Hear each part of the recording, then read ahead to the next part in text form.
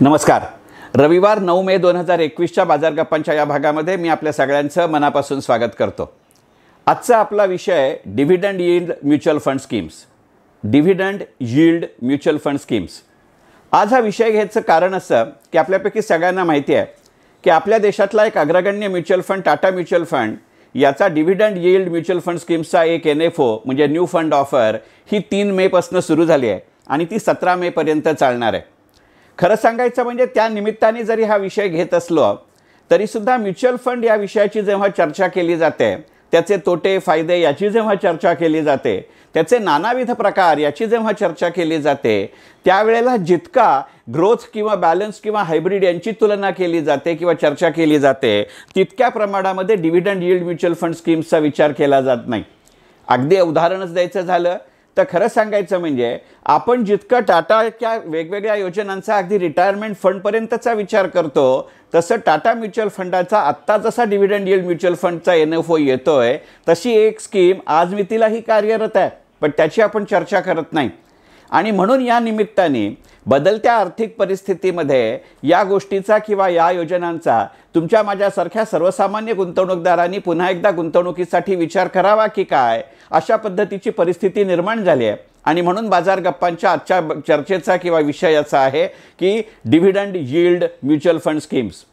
आपल्यापैकी सगळ्यांना कल्पना आहे की तुमच्या माझ्यासारखा सर्वसामान्य लहान गुंतवणूकदार, अगदी लोकप्रिय भाषेत बोलायचं झालं तर स्मॉल इन्व्हेस्टर, जेव्हा म्युच्युअल फंडांमध्ये किंवा इक्विटीमध्ये शेअर्समध्ये गुंतवणूक करण्याचा विचार करतो, त्याच्या पाठीमागे 2 कारणं असतात. एक थ्रिलचा भाग असतो, हा विषय सोडून देऊ, थ्रिल हा काही गुंतवणुकीचा निकष असू शकत नाही. पण ज्या वेळेला आपण शेअर बाजारामध्ये किंवा शेअर्समध्ये गुंतवणूक करत असतो त्यावेळेला एकीकडे भांडवल वृद्धी म्हणजे कॅपिटल ॲप्रिसिएशन, आपण ज्या भावाने शेअर्स विकत घेतले त्यापेक्षा नंतरच्या काळात त्याचा वाढत जाणारा शेअर्सचा बाजारभाव, अशा अर्थाची भांडवल वृद्धीही अपेक्षित असते. आणि त्याच वेळेला आपल्याला त्या गुंतवणुकीतनं वेळच्या वेळी योग्य प्रमाणामध्ये नियमितपणानं काही ना काही स्वरूपात उत्पन्न मिळत जावं म्हणून डिव्हिडंड किंवा लाभांश याचीही चर्चा केली जाते. आणि जर आपण चांगल्या कंपन्यांच्या शेअर्समध्ये खरोखरच दीर्घकालीन गुंतवणूक केली तर भांडवल वृद्धी म्हणजे कॅपिटल ॲप्रिसिएशन आणि लाभांश म्हणजे डिव्हिडंड या दोन्ही पद्धतीचा फायदा आपल्याला होऊ शकतो. पण अर्थातच त्यासाठी अत्यंत विचारपूर्वक किंवा एखाद्या चांगल्या सल्लागाराची माहिती किंवा सल्ला घेऊन आपण गुंतवणूक करणं अपेक्षित असतं. काही वेळेला आपण अशी गुंतवणूक सल्ला घेऊन करतोही, परंतु त्यानंतर काही वेळेला आपण शेअर्स निराकारणच धरून ठेवतो किंवा वेळेच्या आधी आपण विकतो आणि मग याच्यावरती प्रतिबंध आणि तरीही हा फायदा घ्यायचा, अशा पद्धतीचं संतुलन साधावं. स्वतःच्या भावभावना, स्वतःची बुद्धिमत्ता आणि आपल्याकडे असलेला संयम आणि त्याचबरोबरीने या सगळ्या गोष्टीच्या अभ्यासासाठी विचारासाठी द्याव्या लागणाऱ्या वेळेची कमतरता, यामुळे तुमच्या माझ्यासारख्या सर्वसामान्य गुंतवणूकदारांनी म्युच्युअल फंडामध्ये पैसे गुंतवावेत असा सल्ला अनेकदा दिला जातो. आणि याचं जर खरं रूप पाहायचं असतं तर खरं सांगायचं म्हणजे मला अनेकदा असं वाटतं की आपण जितकी ग्रोथ स्कीम्सची चर्चा करतो, जितकी बॅलन्स स्कीम्सची चर्चा करतो, जितकी लिक्विड स्कीम्सची चर्चा करतो, या सगळ्यांचा समन्वय आणि संतुलन साधणाऱ्या डिव्हिडंड यील्ड स्कीम्सची खरं म्हणजे जास्त चर्चा व्हायला हवी होती. गंमत म्हणजे आपल्या देशामध्ये डिव्हिडंड यील्ड स्कीम्स काही आज नाही आहेत. म्हणजे आज टाटा म्युच्युअल फंड्सचा डिव्हिडंड यील्ड स्कीमच्या माध्यमातून 3 मेला सुरू होणारा NFO हे जरी तात्कालिक कारण असलं तरी आज मितीला टाटाची स्वतःची एक प्रकारची अशी योजना आपल्या देशात कार्यरत आहे. अगदी एक्सचेंज ट्रेडेड फंड या स्वरूपामध्ये आहे. आदित्य बिर्ला सन लाईफ याची आहे, ICICI प्रुडेन्शियलची आहे, HDFCची आहे, IDBIची आहे, UTIची आहे आणि त्याच्याच बरोबरीने टेम्पल्टनची सुद्धा आहे. बरं, या योजना आज मितीला जन्माला आली आहेत अशातला भाग नाही. अगदी 2002-2003 सालापासून म्हणजे जवळजवळ गेली 17-18 वर्ष अशा पद्धतीच्या योजना आपल्या देशाच्या शेअर बाजारात किंवा गुंतवणूक क्षेत्रात कार्यरत आहेत. पण तरीसुद्धा त्यांची पुरेशी चर्चा का होत नाही, हा एक खरं म्हणजे आश्चर्याचाच विषय आहे.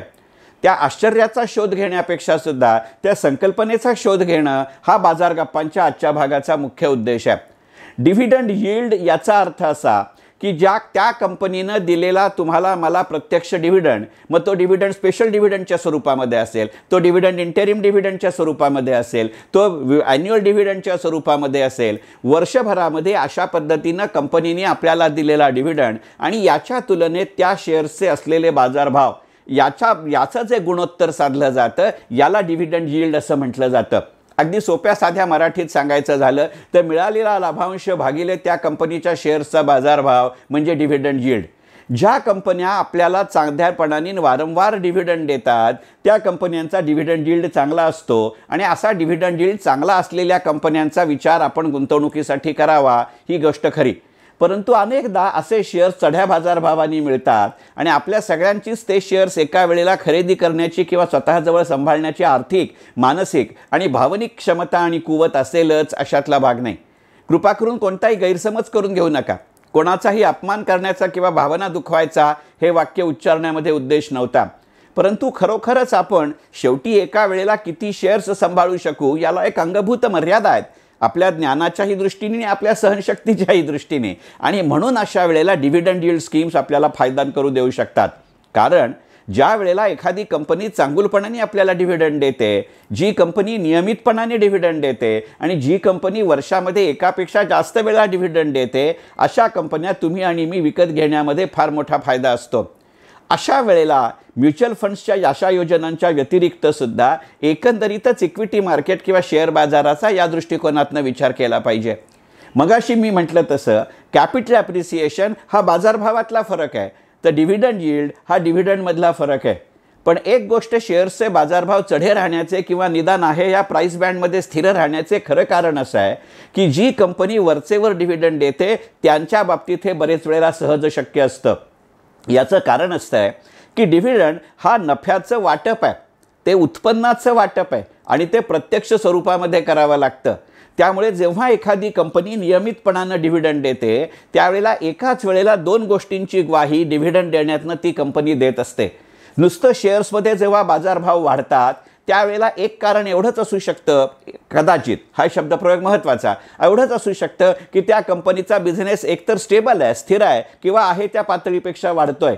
पण असं असतानाच जेव्हा कंपनी एखादी नियमितपणानं डिव्हिडंड देते त्यावेळेला त्या कंपनीचा प्रत्यक्ष उत्पादन, वितरण, विक्री, उत्पन्न हे जे सगळं अर्थचक्र आहे, हे जे सगळं व्यावहारिक गणित आहे ते एका स्थिर पातळीवरती किंवा सततच्या वाढीव पातळीवरती चालतंय. हा संकेत जसा डिव्हिडंड देणारी कंपनी देते तसंच केवळ त्या कंपनीचं उत्पादन होतंय, केवळ त्या कंपनीच्या मालाचं वितरण होतंय असं नव्हे, तर प्रत्यक्षात विक्री होते आणि त्यातनं कंपनीला नियमितपणानं लाभांशच नव्हे तर उत्पन्न आणि मिळकत मिळतंय याचाही तो संकेत आहे.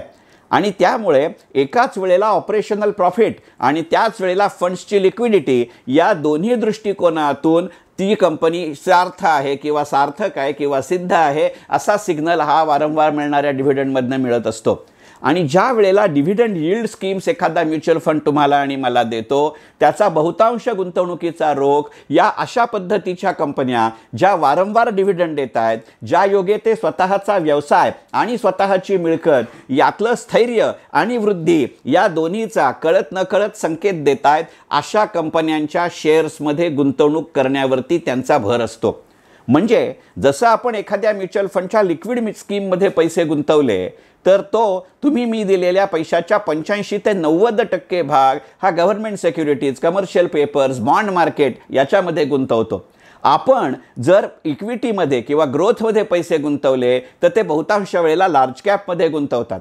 हल्लीच्या नियमानुसार आपण जर हायब्रिड किंवा फ्लेक्झी कॅपमध्ये पैसे गुंतवले तर किमान 25% स्मॉल कॅप, किमान 25% मीडियम कॅप आणि मग उरलेली रक्कम, यातला किमान शब्द महत्त्वाचा. एखादी जर चांगली योजना वाटली तर 25च्या वरतीही ते स्मॉल कॅप किंवा मीडियम कॅपमध्ये जाऊ शकतात. आणि मग अशा पद्धतीने एकदा स्मॉल कॅप किंवा मीडियम कॅपमध्ये पैसे गुंतवल्यानंतर उरलेले पैसे फ्लेक्झी कॅप किंवा हायब्रिड कंपन्या किंवा हायब्रिड स्कीम्स इतर शेअर्समध्ये पैसे गुंतवू शकतात. या पार्श्वभूमीवरती जर आजचा बाजार गप्पांचा जो डिव्हिडंड यील्ड स्कीम असा जो भाग आहे याचा विचार करायचा झाला तर त्याची तुलना ही आत्ता एका मर्यादित अर्थाने म्हणायचं झालं, मर्यादित हा शब्द महत्त्वाचा, तर ती फोकस्ड इक्विटी स्कीम अशा स्वरूपाच्या योजनांशी करता येईल.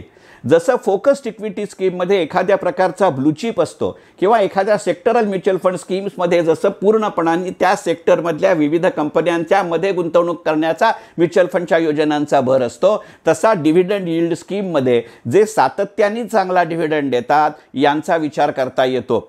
सध्याच्या कोरोनाच्या परिस्थितीमध्ये ज्या पद्धतीचा आपल्या सगळ्यांच्या उत्पन्नावर, त्याच्या सातत्यावर आणि त्याच्या प्रमाणावर परिणाम होतोय, आता तर आपण पुन्हा एकदा कोरोनाच्या तिसऱ्या लाटेची चर्चा करतोय आपल्या देशातल्या अनेक राज्यांनी निर्बंध वाढवायची सुरुवात केली आहे. रिझर्व्ह बँकेने सुद्धा पुन्हा एकदा कालच शक्तिकांत दास यांनी एकंदरीतच जसं आपण गेल्या वर्षी एप्रिल मे महिन्यात केलं होतं तसं, ज्याला आपण मोरेटोरियम असं म्हटलंय, म्हणजे ती कर्जमाफी नाही आहे पण कर्जाचे हप्ते भरण्याची मुदत वाढवून दिली आहे, अशा विविध घटकांचा परिणाम या ना त्या स्वरूपामध्ये देशाच्या अर्थचक्रावरती होत असतो.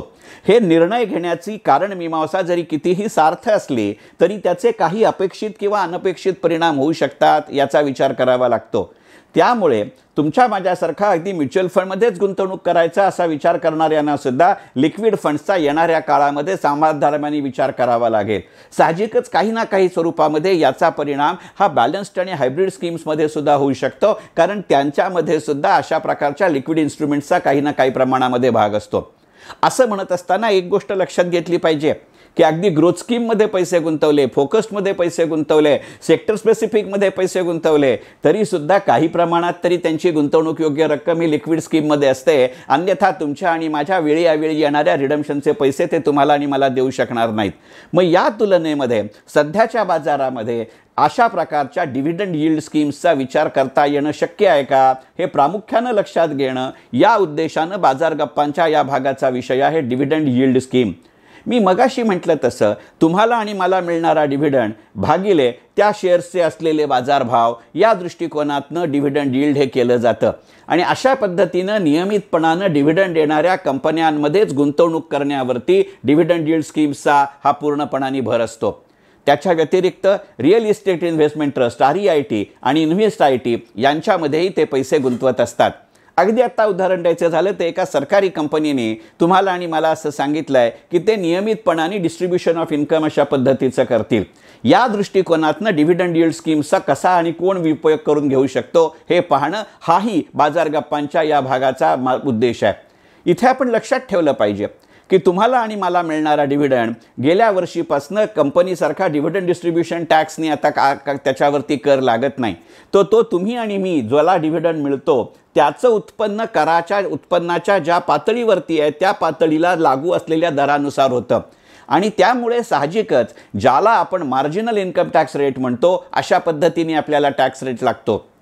आणि त्या दृष्टिकोनातनं प्रत्यक्ष इक्विटीमध्ये पैसे घेऊन त्यातल्या डिव्हिडंडवरती आपल्या उत्पन्नानुसार 25% 38% टॅक्स देण्यापेक्षा अशा पद्धतीच्या डिव्हिडंड यील्ड स्कीमचा विचार करता येईल का हे पाहणं अत्यंत महत्त्वाचं आहे. विशेषतः ज्या मंडळींना रेग्युलर इन्कमची आवश्यकता आहे, मग ते कदाचित पेन्शनर असतील, कदाचित ते स्वयंरोजगारीत असतील, कदाचित या करोनामुळे वर्क फ्रॉम होमच्या काळामध्ये ज्यांचं आर्थिक गणित थोडंफार मागे पुढे झालं आहे अशी मंडळी असतील. म्हणजे वयोगट ही वृत्ती नाही, वयोगट ही अट नाही, वयोगट ही सापेक्षता नाही, तर ज्याला नियमित उत्पन्न हवं आहे अशा रेग्युलर इन्कमच्या मंडळीने आपल्याला डिव्हिडंड यील्ड स्कीम्सचा विचार करता येईल का याचा विचार केला पाहिजे. विशेषतः डिव्हिडंड यील्ड स्कीममध्ये एका वेळेला पुष्कळ पैसे गुंतवायचे, लमसममध्ये पैसे गुंतवायचे हा जो एक प्रकारचा ट्रेंड आहे तो केवळ डिव्हिडंड यील्डमध्ये नाही सगळीचकडे आहे. तोही डिव्हिडंड यील्डकडे वापरता येईल का याचा विचार केला पाहिजे. म्हणजे जसं रेग्युलर इन्कम हवं असणाऱ्या व्यक्तीने डिव्हिडंड यील्ड स्कीमचा प्राधान्यानं विचार करावा असं माझं मत आहे. त्याच्याच बरोबरीने हा प्रकार किंवा या प्रकारच्या स्कीम्सचा उपयोग कशा पद्धतीने करता येईल याचा विचार करू. डिव्हिडंड आपल्या हातात येतो त्याच्यावरती जो कर बसतो त्याच्यापेक्षा सुद्धा कॅपिटल गेन टॅक्स हा कमी असतो. मग अशा वेळेला आता जसा टाटा म्युच्युअल फंडच्या NFO आहेत किंवा मी मगाशी म्हटलं तसं टेम्पल्टन असेल, HDFC असेल, UTI असेल, IDBI असेल, आदित्य बिर्ला असेल, अशा मंडळी जे पैसे तुम्हाला डिव्हिडंड यील्ड स्कीमच्या माध्यमातून देतात त्यांच्याकडे एक रकमी लमसम स्वरूपामध्ये पैसे गुंतवायचे आणि SWP पद्धतीने ते हळूहळू करून जर काढून घेतले तर SWP पद्धतीनं मिळणारा रेग्युलर इन्कम हा कॅपिटल गेन टॅक्समध्ये येईल. आणि कॅपिटल गेन टॅक्स मग तो शॉर्ट टर्म असू दे किंवा लॉंग टर्म असू दे हा 10% आसपास येतो. त्या व्यतिरिक्त डिव्हिडंड जेव्हा तुमच्या आणि माझ्या उत्पन्नामध्ये जमा होतो त्यावेळेला तो टॅक्स 25 ते 38% जातो. ही कर चुकवेगिरी नाही आहे, हे कराचं अत्यंत उत्कृष्टपणाने ज्याला आपण स्मार्ट इन्व्हेस्टर म्हणू अशा पद्धतीनं केलेलं नियोजन आहे. आणि त्यामुळेच डिव्हिडंड यील्ड स्कीम्सचा अशाही पद्धतीने विचार करता येईल का हे गणित पाहिलं पाहिजे. इथे एक मुद्दा अजून मला घ्यावासा वाटतो की डिव्हिडंड यील्ड स्कीम्स जर चालायला लागल्या तर किती चांगल्या चालतात याचं अत्यंत उत्कृष्ट उदाहरण म्हणजे आदित्य बिर्लाची आहे. आदित्य बिर्लानी 2003 साली जेव्हा आपली डिव्हिडंड यील्ड स्कीम आपल्या देशामध्ये आणली, त्यावेळचा त्यांचा परफॉर्मन्स, त्यांची कामगिरी इतकी चांगली होती की अशा पद्धतीच्या आदित्य बिर्लाच्या डिव्हिडंड यील्ड म्युच्युअल फंड स्कीममध्ये केवळ वर्षात एकदा त्यांनी उत्पन्न त्याच्या गुंतवणूकदारांना दिलं अशातला भाग नाही. ते वर्षाचं प्रमाण 6 महिन्यावर, 6 महिन्याचं 3 महिन्यावर आणि एका विशिष्ट काळामध्ये तर अक्षरशः दर महिन्याला अशा पद्धतीचं डिव्हिडंड डिस्ट्रीब्युशन त्यांनी केलेलं आहे. काय सांगावं, येणाऱ्या काळामध्ये करोना नंतरचे निर्बंध बघू जाता अशा पद्धतीचा विचार करता येईल का, याची नितांत आवश्यकता आहे. आणि या दृष्टिकोनातनं बाजार गप्पांमध्ये जेव्हा डिव्हिडंड यील्ड स्कीम्सचा मी विचार करतोय, त्यावेळेला सांगितलेले 2-3 मुद्दे अत्यंत थोडक्यात पुन्हा एकदा घ्यायचा मोह मला आवरत नाही. कृपा करून असं समजू नका की तुम्ही आधीचा भाग समजला नाहीत किंवा तुमच्या लक्षात आला नाही असं मला म्हणायचं नाही. तर ही गोष्ट अशी आहे की आपण त्या क्षेत्राचा विचार करतो, परंतु आपण त्यातल्या एखाद्या विशिष्ट प्रकाराकडे काही वेळेला दुर्लक्ष करतो. याचं अत्यंत उत्कृष्ट उदाहरण म्हणजे डिव्हिडंड यील्ड स्कीम हा प्रकार आहे. मग त्याच्यावरची कररचना कशा पद्धतीने आपल्या स्वरूपात करून घेता येते याचं मी उदाहरण दिलं की आत्ता आपण NFOचं वॉटर टेस्टिंग करायला हरकत नाहीच, चंचू प्रवेश करायला हरकत नाहीच. मुळातच तसंही आत्ता हा NFO 3 मेला सुरू होऊन 17 मेला संपतोय, म्हणजे साधारणपणे मे अखेरपर्यंत आपल्या खात्यामध्ये ते युनिट्स जमा झालेले असतील आणि साधारणपणे एप्रिल मे जून या काळामध्ये आपल्या देशामध्ये आर्थिक वर्षाची कामगिरी जाहीर करण्याचा प्रमाण आहे आणि जून जुलै ऑगस्टच्या काळामध्ये आपल्याला त्या वर्षीचा डिक्लेअर झालेला डिव्हिडंड मिळत असतो. साधारणपणे हे चक्र ऑगस्ट सप्टेंबरपर्यंत सुरू होतं आणि त्यामुळेच आत्ता टाटा म्युच्युअल फंडसारख्या ज्या योजना आहेत त्याचा अगदी NFO घेतला किंवा मी मगाशी म्हटलं तसं Aditya Birla, HDFC, Tata, Templeton, IDBI ह्यांचे जे आत्ता डिव्हिडंड यील्ड स्कीम आहेत याच्यामध्ये जर काही पैसे गुंतवले तर ताबडतोबीनं आपल्याला याचा नेमकी कामगिरी कशी होतीये याचं दृश्य स्वरूपामधले परिणाम दिसतील. मग ज्याला आपण हातच्या काकणाला आरसा कशाला असं म्हणतो तशा पद्धतीनं याचं गणित लक्षात घेता येईल. मग मी म्हटलं तसं अशा पद्धतीनं या स्कीम्सचा रेग्युलर इन्कमसाठी विचार करताना आपल्या करनियोजनाचं सूत्र, कारण तसंही आता नवीन आर्थिक वर्ष सुरू झालं आहे, त्यामुळे वर्षाच्या सुरुवातीलाच जर एकदा गणित असं बांधलं तर डिव्हिडंड यील्ड स्कीम्सच्या माध्यमातूनही रेग्युलर इन्कम आणि अशा SWPच्या माध्यमातूनही रेग्युलर इन्कम याचाही विचार करता येईल. मार्च अखेरी ज्यांची आर्थिक वर्ष संपली आहेत आणि ज्या कंपन्यांनी आपल्या कर्मचाऱ्यांना बोनस डिक्लेअर केला आहे त्यांच्याही हातामध्ये ही रक्कम असू शकते. अनेकांच्या जर आत्ता आपल्या SIPs मॅच्युअर होत असतील किंवा इतर काही FDs मॅच्युअर होत असतील तर ती मॅच्युअर झालेली रक्कम अशा पद्धतीनं डिव्हिडंड यील्ड स्कीमच्या माध्यमातून आपल्याला उपयोगात आणता येते का याचाही विचार करण्याची आवश्यकता आहे. हे करत असताना एक धोक्याचा सिग्नल मात्र आपण लक्षात घेतला पाहिजे की मी जसं मगाशी बोलताना म्हटलं की ज्या कंपन्या वारंवार डिव्हिडंड देतात त्यांचे शेअर्सचे बाजारभाव हे स्थिर राहतात. खरं सांगायचं म्हणजे मराठीत सांगायचं तर हे अंडरस्टेटमेंट आहे. बहुतांश वेळेला ज्या कंपन्या अत्यंत उत्कृष्ट डिव्हिडंड देतात त्यांचे शेअर्सच्या निर्देशांकाची काहीही स्थिती असली तरीसुद्धा बाजारभाव हे चढे राहतात. आणि अशा वेळेला डिव्हिडंड मिळतो त्यावेळेला केवळ कम डिव्हिडंड बेसिसवरतीच नव्हे तर कम डिव्हिडंड आणि एक्स डिव्हिडंड या दोन्हींच्या भावाच्या तुलनेमध्ये तो शेअर्सचे बाजारभाव त्याचे चढे राहतात. अशा वेळेला त्या प्रमाणामध्ये आपल्याला डिव्हिडंड दिसतो का हे पाहिलं पाहिजे.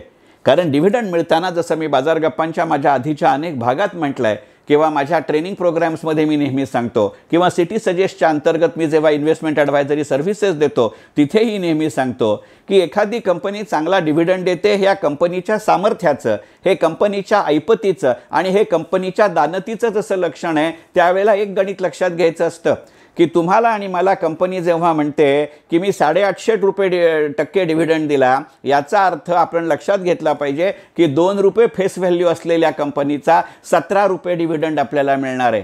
पण हे ₹17ची तुलना ती फेस व्हॅल्यू म्हणजे दर्शनी किंमत अशा ₹2 करत असते. पण ₹2 किमतीच्या शेअर्सवरती, दर्शनी किमतीच्या शेअर्सवरती ₹17 डिव्हिडंड देणाऱ्या कंपनीचे भाव काही हजार रुपयांचे सुद्धा असू शकतात. असा प्रकार आपण हिंदुस्तान युनिलिव्हरमध्ये, कोलगेटमध्ये, कॅस्ट्रॉलमध्ये, रिलायन्समध्ये, श्रीराम सिटी ट्रान्सपोर्टमध्ये, श्रीराम युनियनमध्ये पाहतो. अनेक कंपन्यांच्या बाबतीत हे खरं आहे. एशियन पेंट्समध्ये पाहतो. काही कंपन्या अशा आहेत की ज्या वर्षात एकदाच डिव्हिडंड देतात असं नाही, अनेकदा इंटरिम डिव्हिडंडही देतात. मग ती ITC असेल, ती रॅलिस असेल, ती कोलगेट असेल. काही कंपन्या अशा आहेत की गेल्या काही वर्षांमध्ये त्यांच्या अशा डिव्हिडंडचं प्रमाण वाढतं राहिलं आहे. अशा वेळेला त्यांचे बाजारभाव हे चढे असतात. आपल्याला बाजारभावाच्या तुलनेमध्ये डिव्हिडंड मिळत नसतो, आपल्याला शेअर्सच्या दर्शनी किमतीवरती डिव्हिडंड मिळत असतो. आणि त्यामुळेच डिव्हिडंड यील्ड स्कीम्सच्या ज्या योजनेमध्ये आपण पैसे गुंतवत असतो त्याच वेळेला त्यांचे वेळोवेळी आपला जो पोर्टफोलिओ डिक्लेअर करतात, त्या पोर्टफोलिओमध्ये नेमके कोणते शेअर्स आहेत, त्यांनी शेअर्स होल्ड करण्याच्या कोणत्या प्रमाणामध्ये चढउतार झाली आहेत, याचा विचार करून डिव्हिडंड यील्ड स्कीम्सच्या बरोबरीने आपण जर त्याला पॅरलल इक्विटी पोर्टफोलिओ निर्माण करू शकलो तर एकाच वेळेला इक्विटी पोर्टफोलिओचे ॲडव्हान्टेजेस आणि त्याच वेळेला म्युच्युअल फंडमधल्या बॅलन्सिंगचे ॲडव्हान्टेजेस आणि या दोन्हीचा समन्वय साधत करामधलं संतुलन अशा पद्धतीने विचार करता येतो का, याचा विचार करू. शेवटी मी गमतीने नेहमी म्हणतो तसं की यील्ड किंवा कोणतंही यील्ड हे एक गुणोत्तर असतं. ते गुणोत्तर तुमचं नशीब, तुमचे प्रयत्न आणि तुमचे पैसे यांचं काळकाम वेगाचं गणित असतं. मग डिव्हिडंड यील्ड स्कीम्सच्या माध्यमातून विचार करत असताना असं काळकाम वेगाचं गणित एकंदरीतच आपल्या गुंतवणुकीच्या कोष्टकामध्ये आपण बसवू शकतो का, हा विचार करणं हे नितांत आवश्यक आहे. आणि आज हा विषय घ्यायचं खरं एक कारण असं आहे, हा जरासुद्धा धोक्याचा कंदील नाही, पण एकंदरीतच जी कंपनी चांगली डिव्हिडंड देते त्याचे बाजारभाव चढे असतात ही पुस्तकी चर्चा नाही. जुन्या जाणत्या गुंतवणूकदारांना MRF आणि DCW ही उदाहरणं आठवत असतील. आणि त्याच तुलनेमध्ये गेल्या वर्षीच्या म्हणजे 2020च्या एप्रिल-मेमध्ये जेव्हा रिझर्व्ह बँकेने असा लोन मोरेटोरियम दिला त्यावेळेला आपल्या देशातल्या म्युच्युअल फंड्सच्या विशेषतः लिक्विड स्कीम्सवरती झालेला परिणाम म्हणजे अगदी टेम्पल्टन म्युच्युअल फंडसारख्या गाजलेल्या म्युच्युअल फंड हाऊसनं आपल्या 6 डेट स्कीम बंद करण्याचा झालेला परिणाम हा इतिहास ताजा आहे. विंदा करंदीकर म्हणतात तसं इतिहासाचे अवजड ओझे डोक्यावर घेऊन नानाचा करा पदस्थल त्याचे आणि त्यावर चढून भविष्य वाचा, असा जर विचार करायचा असेल आणि अगदी आत्ता 2-4 दिवसापूर्वी आपल्या रिझर्व्ह बँकेचे गव्हर्नर शक्तिकांता दास यांनी पुढच्या 2 वर्षासाठी असा मोरेटोरियम ज्यांनी आधी त्याची सुविधा उचललेली नाही अशा पद्धतीचा घोषणा केलेली आहे. अशा वेळेला मध्यम ते दीर्घकालामध्ये आपल्या शेअर बाजारावरती आणि आपल्या म्युच्युअल फंड क्षेत्रावरती होणारा परिणाम, जसं म्हटलं जातं की while hoping for the best let us prepare for the worst. मग या भूमिकेतनं, या धोरणातनं, या पावित्र्यातनं म्युच्युअल फंडमध्ये सुद्धा विचार करत असताना आपण डिव्हिडंड यील्ड स्कीम्सचा विचार करणार का, हा खरा प्रश्न आहे. 3 मेला सुरू होणारा टाटा म्युच्युअल फंडचा स्कीम हे केवळ एक धोरण होतं किंवा एक निमित्त होतं. कोणत्याही परिस्थितीत आणि प्रकारे मी किंवा माझ्या कुटुंबीय हे टाटा म्युच्युअल फंडचे ब्रँड अँबॅसेडरही नाहीत आणि एजंटही नाहीत. पण ज्या वेळेला अशा पद्धतीची योजना येते, बघा लक्षात घ्या, एकाच वेळेला एका इतक्या छोट्या काळामध्ये 9-10 म्युच्युअल फंडांचे NFO येणं, याचा अर्थ नवीन पैसा बेअर मिनिमम व्हॅल्यूनी, कारण आत्ता NFOमध्ये आपल्याला ₹10 या नेट ॲसेट व्हॅल्यूनी शेअर्स मिळणार आहेत, युनिट्स मिळणार आहेत. मग असा फायदा जसा ते आत्ता कमी दरानं पैसे उभे करण्याच्या दृष्टिकोनातनं आणि त्याच वेळेला आपल्याला जास्त पैसे युनिट्स मिळण्याच्या शक्यतेतनं निर्माण करतायत. कारण NFOमध्ये बेसिस ऑफ अलॉटमेंट असा प्रकार नसतो. NFOमध्ये आपण जेवढे पैसे देऊ तितकी त्यांची तारीख संपली, मुदत संपली पैसे गोळा करण्याची, की त्या आपण समजा ₹1000 भरले तर ₹1000 भरलेल्या प्रत्येकांना 100 युनिट मिळतात. याच्यामध्ये कुठचाही टेक्निकल ग्राउंडवरती आपला ॲप्लिकेशन रिजेक्ट होण्याची शक्यता नसते. पण म्हणूनच जर आपण NFOचा अगदी डिव्हिडंड यील्डचा सुद्धा विचार करणार असू तर त्याचा नेमका अंदाज येण्यासाठी आज मितीला ज्या डिव्हिडंड यील्ड स्कीम प्रत्यक्ष बाजारात सुरू आहेत त्यांचीही एक तुलनात्मक अभ्यास करायला हरकत नाही. आणि म्हणून या संपूर्ण एपिसोडमध्ये ज्यांचे आत्ता डिव्हिडंड यील्ड स्कीम्स चालू आहेत, मग ते टेम्पल्टन असेल, ते टाटा असेल, ते HDFC असेल, ते UTI असेल, ते आदित्य बिर्ला असेल, ते IDBI असेल, ते प्रिन्सिपल असेल, या सगळ्यांचा आपण जरूर विचार करायला हरकत नाही. आणि त्या निमित्तानं एक नवीन गुंतवणुकीचं माध्यम आपल्यासमोर येतं आहे असं म्हटलं तर वावगं ठरू नये.